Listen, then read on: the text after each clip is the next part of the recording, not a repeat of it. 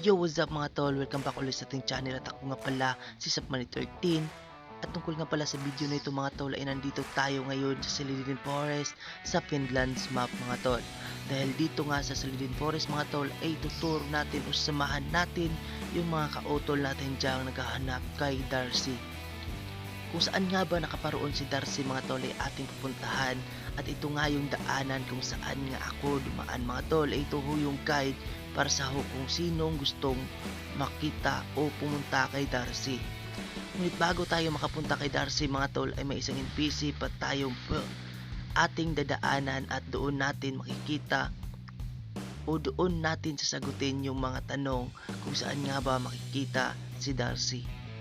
At dito nga mga tol ay kung makikita natin dito nga sa kagubatan na ito sa liblib na gubat na merong mga insektong ito mga tol. Ito ho yung mobs na para ho siyang cockroach. So dito nga pala mga tol makikita natin dito si ibang Helena. So ito pala si ibang Helena mga tol. Ito ho yung mga katanunungan na ating sasagutin bago natin makita si Darcy mga tol. So follow for more info mga tol dahil nga dito sa video na ito ay nilalagyan ko po ng mark para ho kung sakaling maguguluhan kayo sa aking pag-voice over meron kayong guide. So dito nga mga tol ay nakita na natin si Darcy mga tol at ito po siya nandito ho sa bandang itaas ng Silidin Forest. Ngunit sabi niya dito if you want to get down from here you going to have to jump. So sabi niya dito nga kay Darcy mga tol ay kailangan mo nating tumalon o sa diretsahang pagsasagot ho mga tol ay bumalik tayo o kailangan natin bumalik doon kay ibang Helena para ho sa ating pagsisimula dito nga sa Darcy Quest.